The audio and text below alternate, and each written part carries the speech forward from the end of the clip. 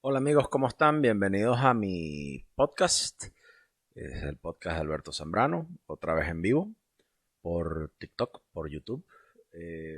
Bueno, muy pronto por otras plataformas. Quiero meterme en Rumble, quiero meterme en Odyssey, pero eso tiene su trabajo, ¿no? Patreon.com para los que me quieren ver, para los que me quieren escuchar.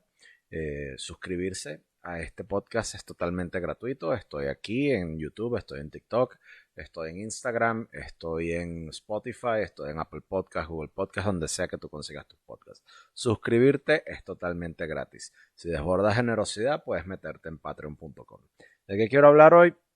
Bueno, hoy quiero conversar con ustedes sobre ese fenómeno que andan boconeando los delincuentes comunicacionales, ¿no? Que llaman la posverdad, ¿no?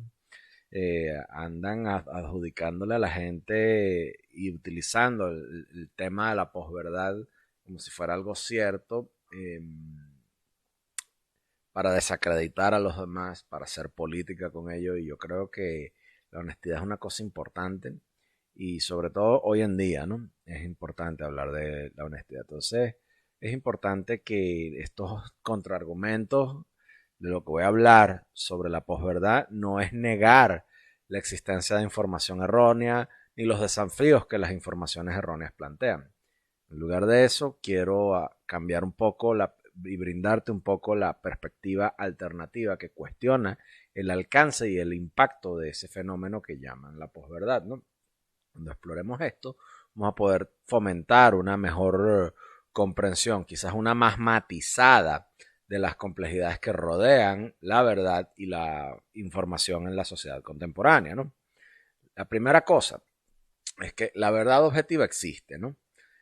Voy a hablar de 5 cosas: de la verdad objetiva, de la precedencia histórica, de la responsabilidad individual, de las fuerzas compensatorias al fenómeno de la posverdad y la resiliencia social. Vamos a tratar de estructurar esto un poco y luego las explico en amplitud, ¿no?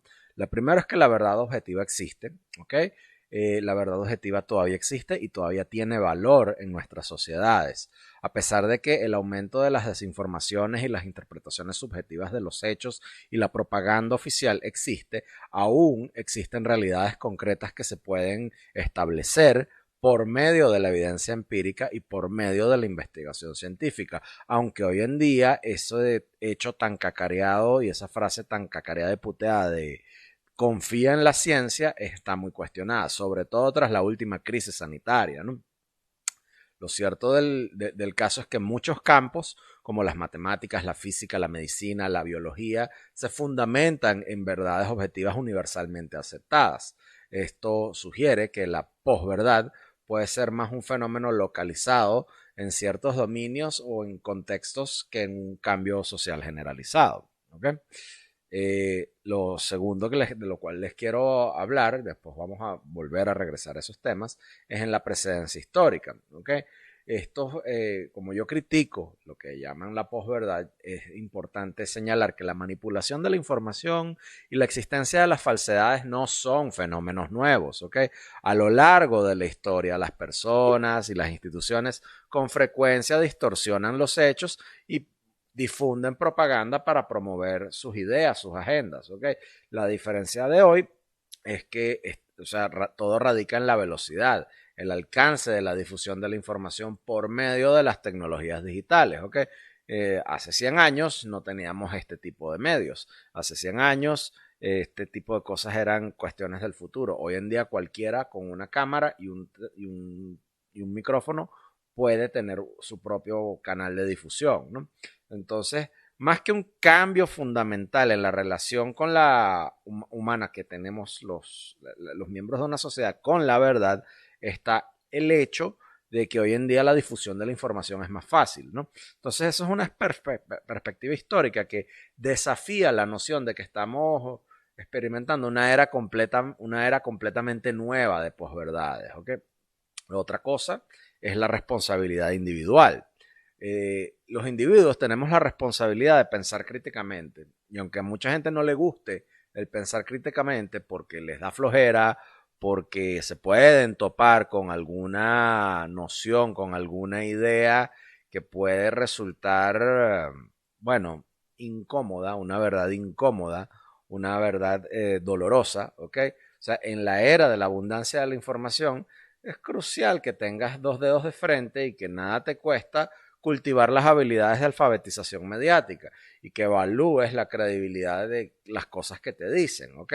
Si bien hay problemas sistémicos y actores manipuladores en juego, porque el acceso a la información por medio de estas plataformas, por medio del Internet, ahora tiene ciertos bemoles, ciertos problemas, ciertos manipuladores en juego, la existencia de la posverdad no te absuelve de tener la responsabilidad de buscar informaciones confiables y no creerte la propaganda que te dan las instituciones, las empresas privadas o los gobiernos, ¿ok?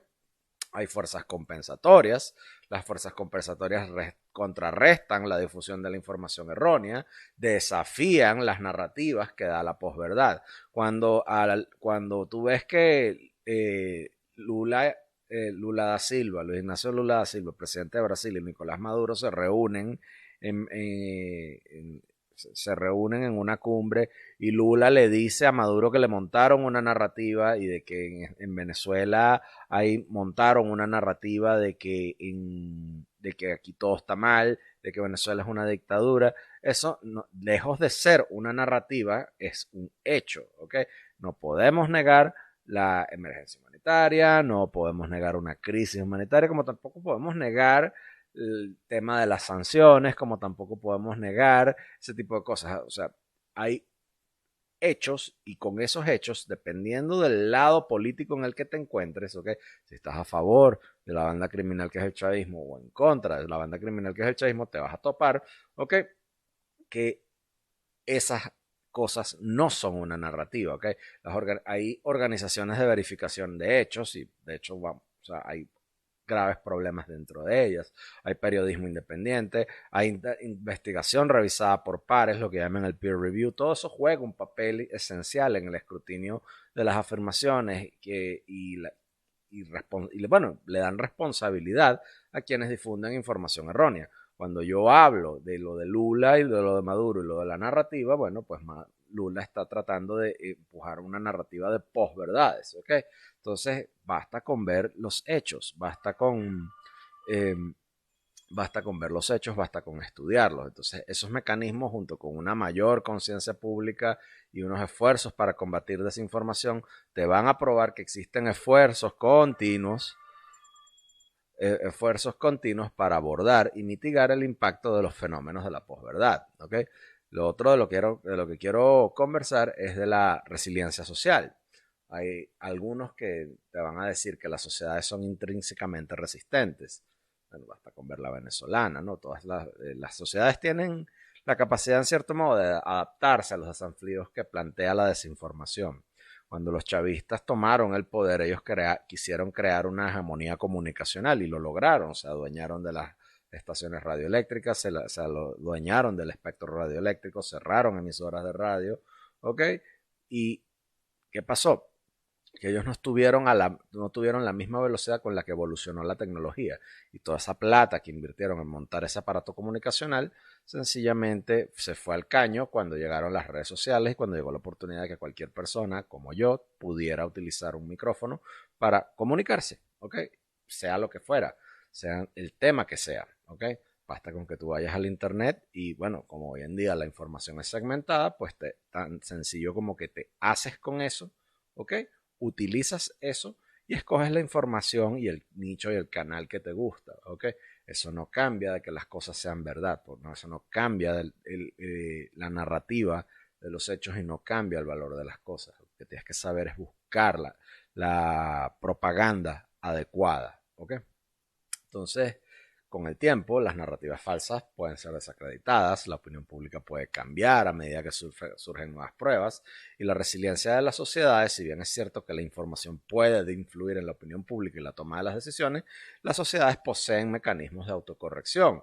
Esa resiliencia sugiere que si bien la posverdad plantea un desafío, no necesariamente resulta en la erosión total de la confianza o el colapso de las normas sociales, ¿ok? De nuevo, o sea, estas cosas no niegan la existencia de información errónea ni los desafíos que ésta plantea. En cambio, brindan perspectivas alternativas que cuestionan el alcance y el impacto de los fenómenos de la posverdad. ¿Okay? Entonces, volvamos al principio. La verdad todavía existe y tiene valor en la sociedad. ¿Okay? El concepto de verdad objetiva se refiere a la idea de que existen hechos, existen realidades fundamentales que existen independientemente de las creencias, opiniones o interpretaciones personales. ¿Okay? Estas verdades se pueden establecer por medio de la evidencia empírica, el razonamiento lógico, la investigación científica. Y si bien el fenómeno de la posverdad puede prevalecer en ciertos dominios o contextos, no niega la existencia del significado de la verdad objetiva en otras áreas. En los campos como las matemáticas, la medicina, las leyes de la lógica y las disciplinas científicas como la biología y la física, las verdades objetivas se establecen mediante metodologías y mediante pruebas rigurosas. ¿Okay? No son verdades subjetivas, no están influenciadas por prejuicios, no están sujetas a interpretación personal. Forman la base de nuestra comprensión del mundo natural y proporcionan marcos fiables para los avances tecnológicos, los descubrimientos médicos y otras áreas del progreso humano. Además, las verdades objetivas suelen ser esenciales en los aspectos prácticos de la vida cotidiana. Por ejemplo, cuando construimos puentes, diseñamos aviones, los ingenieros se fundamentan en verdades objetivas de la física y las matemáticas para garantizar que las estructuras sean seguras y funcionales. De una manera similar, de la misma manera, en los sistemas legales, los tribunales deberían tener como objetivo descubrir verdades objetivas por medio de pruebas y testimonios para poder emitir veredictos justos e impartir justicia, ¿no?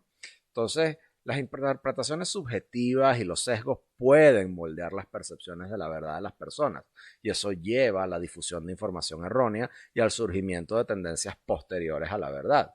Pero afirma que estas instancias no deben eclipsar ante la existencia y la importancia de la verdad objetiva.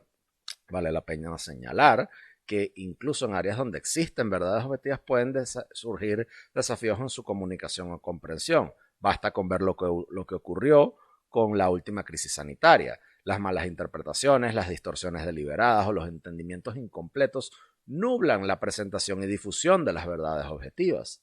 Algunos problemas sociales complejos pueden no tener verdades objetivas fácilmente discernibles, ya que pueden involucrar perspectivas, valores e interpretaciones subjetivas. Entonces, si bien el fenómeno de la posverdad puede prevalecer en ciertos contextos, la verdad objetiva sigue existiendo y tiene valor. Reconocer la presencia de verdades objetivas en varios dominios nos ayuda a mantener una comprensión equilibrada de la complejidad que rodea a la verdad de la información. ¿Okay? La existencia de la información errónea y la distorsión de los hechos no es un fenómeno nuevo. ¿Okay? Por lo tanto, desafía la idea de posverdad como una era distinta. A lo largo de la historia han prevalecido diversas y distintas y multivarias, múltiples formas de comunicación. Hay muchas formas de propaganda, hay muchas formas de manipulación de la información. Los gobiernos, las empresas privadas, las instituciones y las personas con frecuencia buscan dar forma a narrativas y controlar la información para poder promover sus intereses, sus agendas o ideologías. Esta perspectiva histórica desafía la noción de que la posverdad representa un cambio fundamental en la relación humana con la verdad y sugiere que puede ser una continuación o una evolución de las prácticas existentes en lugar de un fenómeno completamente nuevo. Por ejemplo, durante los tiempos de guerra, los gobiernos y los poderes militares emplean históricamente campañas de propaganda y desinformación para moldear la opinión pública, para levantar la moral o deslegitimar a sus oponentes. Esto se puede ver en los conflictos de la Primera Guerra Mundial, en la Segunda Guerra Mundial, en la Guerra Fría y hoy en día. Y de manera similar, los políticos y los partidos políticos emplean durante mucho tiempo y múltiples veces la retórica, la presentación selectiva de los hechos para persuadir o movilizar a sus seguidores y con frecuencia no toman en cuenta verdades inconvenientes o recurren a la hipérbole o simplemente mienten. Además, el sesgo de los medios y la información partidista existe durante mucho tiempo. De eso vamos a hablar un poco cuando me toque hablar de las organizaciones de verificación de hechos. Tenemos que hablar de los periódicos, de la televisión, los medios impresos, el mismo Internet.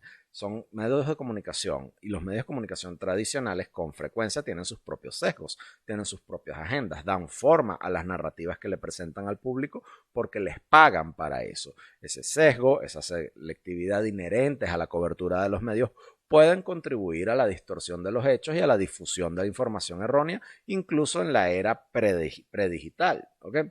La diferencia clave en el contexto moderno radica en el avance y en la adopción generalizada de tecnologías digitales y de plataformas de redes sociales. El Internet, las redes sociales permiten la rápida difusión de información, lo que facilita que la información errónea y las narrativas falsas se propaguen rápidamente y lleguen a audiencias más amplias. ¿Okay? Pero la existencia de la desinformación y la manipulación de la información es anterior a esas tecnologías. Entonces, cuando reconoces esa precedencia histórica, se hace evidente que los desafíos que plantean la desinformación y la manipulación no son exclusivos de la era actual. Los políticos siempre han mentido y van a seguir mintiendo. Y si bien la era digital amplifica la velocidad y el alcance de esos fenómenos, es importante que reconozcas que las sociedades se enfrentan y abordan problemas similares en el pasado. ¿Okay? O sea, los esfuerzos de las organizaciones de verificación de hechos, el periodismo independiente y el análisis crítico existen durante mucho tiempo para examinar las narrativas falsas. ¿Okay? Lo cual me lleva a la responsabilidad individual en la lucha contra el fenómeno de la posverdad. ¿Okay? Las personas tenemos la responsabilidad personal de participar en el pensamiento crítico. Hay gente que no le gusta pensar, hay gente que le gusta que piensen por ellos y tenemos la obligación de pensar, tenemos la obligación de formarnos. La alfabetización mediática y la verificación de la información es una cosa sumamente sencilla si lo sabes hacer y si tienes la disciplina para hacerlo. Si bien pueden haber problemas sistémicos y actores manipuladores en juego, la existencia de la posverdad no absuelve a la gente de tener su propia agencia y de ser responsables para buscar información confiable y ejercitar el discernimiento. No todo lo que te dice Luis Carlos Díaz es cierto, ¿ok? Pese a que él se llame un verificador de hechos, no todo lo que la gente de espaja.com dice es cierto, pese a que se llamen verificadores de hechos, no todo lo que ves en Snopes es verificación de hechos, ¿ok? En la era digital la información es fácilmente accesible, pero también lo es la desinformación. También hay gente que se hace pasar por informadores y en realidad son opinadores, ¿ok? Es crucial que las personas desarrollan habilidades de alfabetización mediática para navegar el vasto mar de información que hay y distinguir las fuentes confiables de las dudosas. Esto incluye comprender cómo evaluar la credibilidad de las fuentes, cotejar la información con múltiples fuentes acreditadas y conocer las técnicas comunes que se emplean para manipular o distorsionar la información.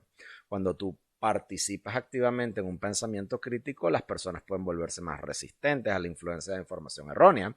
Puedes cuestionar afirmaciones, puedes considerar múltiples perspectivas, puedes evaluar la evidencia antes de hacerte una opinión y compartirla. Y eso implica reconocer tus propios sesgos y estar abierto a desafiar tus propias creencias. Esto puede ayudar a contrarrestar el sesgo de confirmación y las cámaras de eco que plagan a los medios de comunicación. No solo los venezolanos, los internacionales también. Ahora, los sistemas y las instituciones educativas desempeñan un papel fundamental a la hora de dotar a las personas de este tipo de habilidades para que puedan navegar el panorama de la información. Pero cuando se emplean mecanismos de desapego psicológico que te llevan a pensar una cosa contraintuitiva, la cosa se complica, porque lo haces desde las instituciones en las cuales se supone te están formando y en las cuales tienes que confiar. La integración de la alfabetización mediática y la educación del pensamiento crítico en los planes de estudio formales se supone que empoderan a las personas para que se conviertan en consumidores informados, pero muchas veces se terminan convirtiendo en repetidoras de una idea que es hegemónica, pese a que está en abierta afrenta a lo que ellos se plantean o lo que ellos representan, ¿no? Es importante reconocer que la responsabilidad individual no implica colocar la carga únicamente en ti, que eres el individuo. Hay factores sociales y sistémicos como las estructuras de los medios, los algoritmos y la polarización política que contribuyen a la difusión de información errónea. Y cuando tú abordas esos problemas más grandes requieres de esfuerzos colectivos. Eso incluye medidas regulatorias, campañas de alfabetización mediática y el fomento de una cultura que valore la verdad y un razonamiento con base a ciertos criterios, ¿no? Cuando tú reconoces y actúas sobre tu responsabilidad individual, los individuos contribuyen activamente a mitigar el impacto de los fenómenos de la posverdad. Es por medio de una combinación de responsabilidad social y cambios sistémicos más amplios que se puede fomentar una sociedad más informada y exigente. ¿Okay? Entonces, ¿qué pasa? Que si bien los factores sistémicos juegan un papel importante, las personas tienen el poder de desarrollar habilidades de pensamiento crítico, participar en la alfabetización mediática y verificarse. Y esto me lleva a hablar de las fuerzas compensatorias que desafían la difusión de información errónea y contrarrestan la narrativa de la posverdad. Si bien el fenómeno de la posverdad plantea preocupaciones sobre la erosión de la verdad y la difusión de la información errónea, existen varias fuerzas compensatorias que trabajan para abordar y mitigar su impacto. Esas fuerzas incluyen a las organizaciones de verificación de hechos, lamentablemente, ya vamos a ver por qué, al periodismo independiente y la investigación revisada por pares. Las organizaciones de verificación de hechos surgen en respuesta a la proliferación de información mentirosa, información errónea, cosas que son mentiras. Surgen organizaciones de verificaciones de hechos para examinar las afirmaciones que hacen los políticos, las figuras públicas, las instituciones y los medios de comunicación, y emplean metodologías que a su juicio son rigurosas para verificar la precisión de las declaraciones y proporcionar evaluaciones objetivas de su veracidad. Desacreditan lo que ellos consideran es falso, y los verificadores de hechos suelen creer que ellos están haciendo conciencia y proveen información más precisa. Ya vamos a ver por qué eso no es cierto. Muchas veces, porque las organizaciones de verificación de hecho tienen gravísimos sesgos ideológicos y metodológicos. Está lo que llaman el periodismo independiente y de investigación, que juega un papel crucial en el descubrimiento de la verdad y responsabilizar a quienes difunden información errónea. Se supone que los periodistas que se adhieren a las normas éticas y los principios periodísticos se deben esforzar por brindar una información precisa e imparcial. Su trabajo a menudo implica una investigación, la verificación de fuentes y la información de referencia cruzada, lo que ayuda a contrarrestar la narrativa de las posverdades al proporcionar información confiable al público. Está la investigación revisada por pares en el ámbito académico. La investigación revisada por pares es un mecanismo vital para la validación de hallazgos científicos y garantizar la integridad de la información. Implica someter la investigación al escrutinio de expertos en el campo que evalúan su metodología, un análisis de datos y conclusiones. Es una evaluación que debe ser rigurosa, pero es una evaluación que muchas veces está sometida al fenómeno de las cámaras de eco. ¿Okay? También está la conciencia pública del pensamiento crítico, porque aumentar la conciencia pública sobre la prevalencia y el impacto de la desinformación es otra fuerza compensatoria. Los esfuerzos como las campañas de alfabetización mediática, los programas educativos y los debates deberían promover las habilidades de pensamiento crítico en vez de simplemente no cuestionar lo que surge desde la propaganda mediática y gubernamental e institucional. Se supone que deben alentar a las personas a cuestionar la información, a verificar las fuentes, a evaluar la evidencia, pero en práctica, y sobre todo con la última crisis sanitaria, vemos que no es así. Cuando fomentamos una sociedad que valora la verdad y el razonamiento con base a la evidencia, esas iniciativas contribuyen a combatir las narrativas de la posverdad. Están las intervenciones tecnológicas, los avances tecnológicos se aprovechan para combatir la desinformación. Les hablé de lo que ocurrió con el chavismo. El chavismo fundó un aparato comunicacional expropiando y quitándole a la gente y a los canales privados sus señales y demás, y para montar ellos su propio aparato comunicacional, pero no contaron con que la tecnología los iba a pisar y ahora tienen que meterse en redes sociales, y por eso es que el chavismo no puede con la propaganda, no puede seguir empujando su propaganda sin tener que contrarrestar e invertir ingentes cantidades de recursos en gente que se encarga de revisar y monitorear las redes sociales, ¿ok? Plataformas de redes sociales y los motores de búsqueda implementan medidas que marcan o reducen la visibilidad de información falsa. Por eso es que casi nunca puedes ver cuestiones y casi nunca te salen cuestiones del chavismo allí. Al menos en eso son resilientes, ¿no? Hay algoritmos que priorizan las fuentes confiables, entre comillas, y se supone que deben reducir la difusión de la información errónea. hay esfuerzos de colaboración entre empresas tecnológicas, los verificadores de datos y los investigadores que se terminan convirtiendo en cámaras de eco, ¿ok? Y se supone que tienen que tener como objetivo desarrollar herramientas y estrategias para detectar y contrarrestar la información errónea. Pero vemos cómo eso se le dio un uso armamentista comunicacional con la última crisis sanitaria, cuando silenciaron todo tipo de pensamiento disidente, ¿no?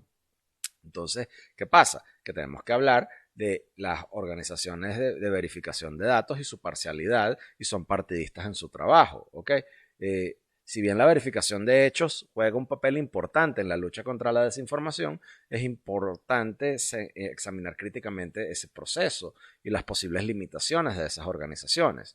¿Okay? Las organizaciones de verificación de datos tipo Luis Carlos, tipo Espaja, tipo lo que hace tal cual, Snopes, los llamados fact-checkers, que es de Associated Press y demás, ¿ok? Verifican de forma selectiva los hechos, ¿ok? Estas organizaciones pueden mostrar sesgos cuando verifican selectivamente ciertas afirmaciones o individuos, mientras ignoran o minimizan a otros. Es un proceso de toma de decisiones que pretende verificar y priorizar, pero no lo es subjetivo y está influenciado por sus propios sesgos y propias agendas de la organización. Y esa selectividad crea una impresión de verificación de datos, de hechos partidistas y sesgada. ¿Okay? Esta gente es sumamente arbitraria en cuanto a interpretación y juicio. Se supone que el acto de verificación de hechos requiere de interpretación y juicio, y se ven influenciados por sus propios prejuicios personales. Generalmente es un comunista zurdo que está guardado allí en esas organizaciones para poder llevar adelante su agenda, o alguien de la famosa Agenda 2030. Tenemos que muchos distintos verificadores de hechos tienen un montón variopinto de interpretación distinta de las declaraciones de lo que hay, ¿ok? Y eso los lleva a tener conclusiones divergentes. Y dicha subjetividad es susceptible a sesgos conscientes o inconscientes. La mayoría de las veces son conscientes y eso les afecta a ellos su precisión y su neutralidad en el proceso de verificación de hechos. Eso me lleva a decir que carecen de transparencia, ¿ok?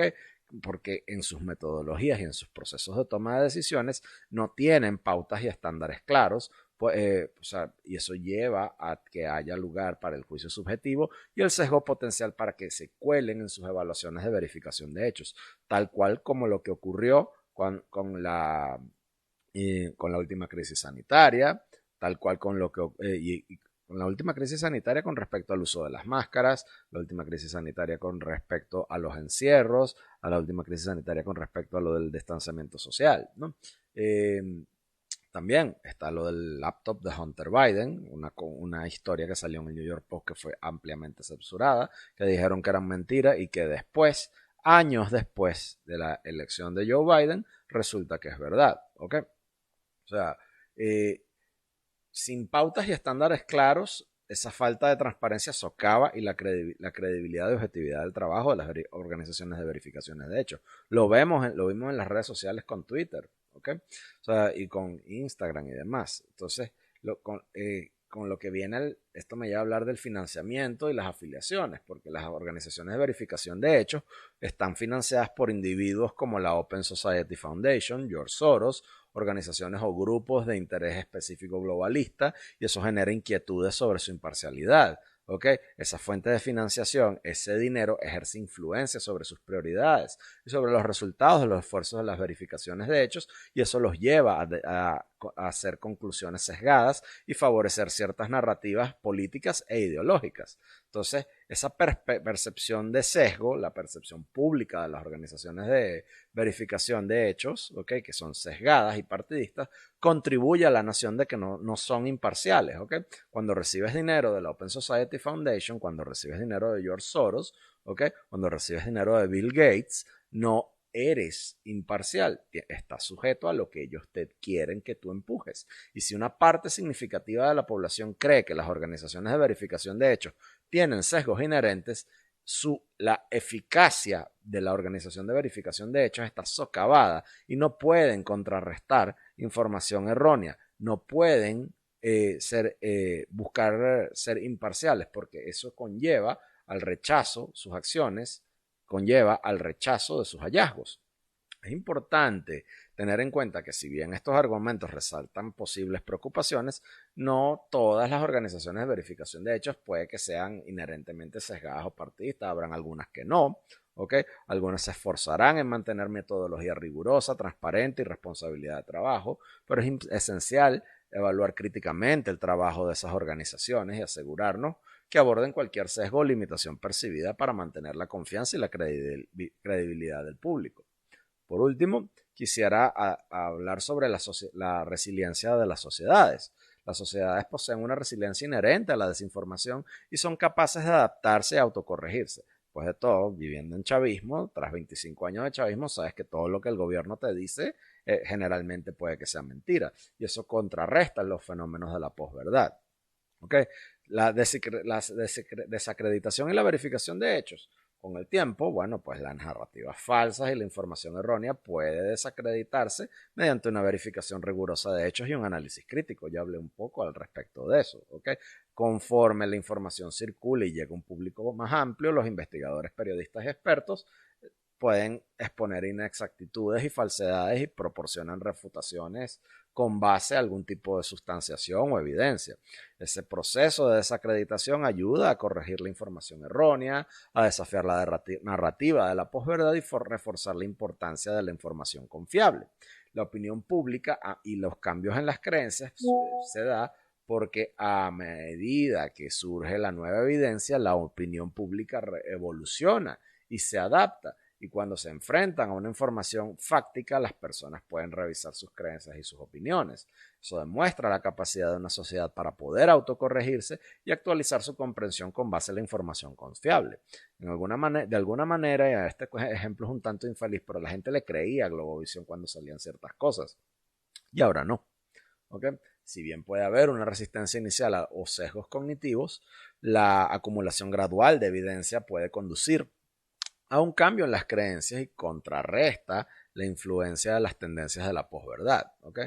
Están las correcciones entre pares. Entonces, en una era de redes sociales, las personas pueden participar en debates, pueden compartir información, pueden cuestionar la información errónea directamente. Las correcciones entre los pares ocurren cuando individuos dentro de las redes o comunidades reconocen y señalan imprecisiones y bueno, eso proporciona perspectivas y evidencias alternativas. ¿Okay? Eso debería ser así, pero la última crisis sanitaria nos demostró que cualquier tipo de disidencia, lo que sea la propaganda y la narrativa oficial, es cancelada y es censurada de forma sistemática. ¿Okay?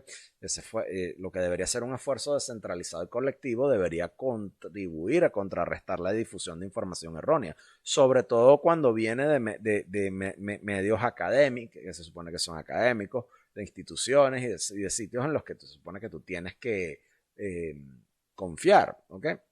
Pero bueno, o sea, eso me lleva a hablar a las salvaguardas institucionales, ¿ok?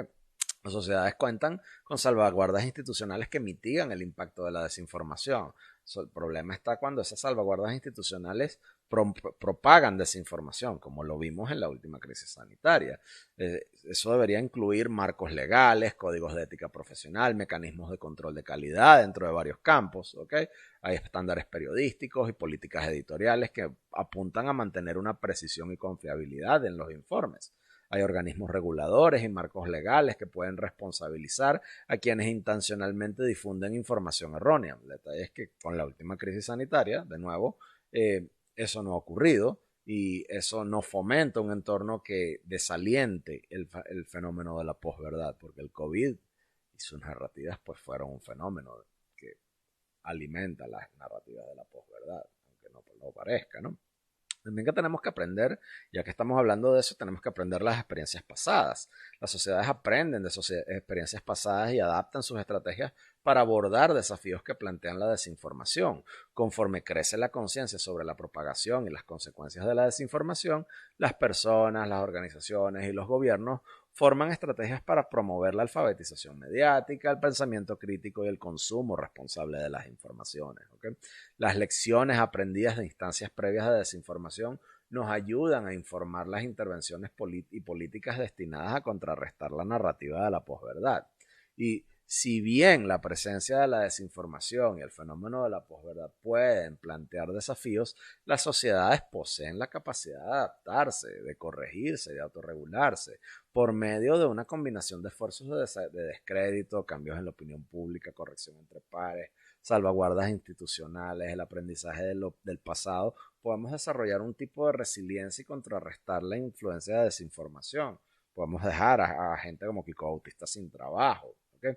Es importante señalar que yo no busco minimizar el fenómeno de la posverdad o no busco hablar mal de ella de forma malintencionada. Lo que quiero es que señalar es que la necesidad de esfuerzos continuos para abordar y mitigar su impacto es mejor que simplemente aceptar que hay una posverdad porque sí. ¿Okay? Cuando tú reconoces la resiliencia inherente de las sociedades, fomentas una perspectiva más equilibrada sobre la dinámica de lo que es la verdad y la información en una sociedad contemporánea. Entonces, cuestiona, porque nada te cuesta. Con esto concluyo. Espero les haya gustado. Patreon.com/Alberto Zambrano. Estoy en Spotify, estoy en TikTok, estoy en YouTube. Pronto estaré en Rumble y Odyssey, pero tienen que darme un chance. Suscríbanse al Patreon, patreon.com/Alberto Zambrano a partir de $1. Quiero 1 millón de suscriptores de $1 en vez de 100 de 20 o algo así, ¿no? 1 millón de suscriptores por $1 mensual me ayudaría bastante. Suscribirse a las otras plataformas es totalmente gratis. Y bueno, nos vemos en una próxima ocasión. Chao.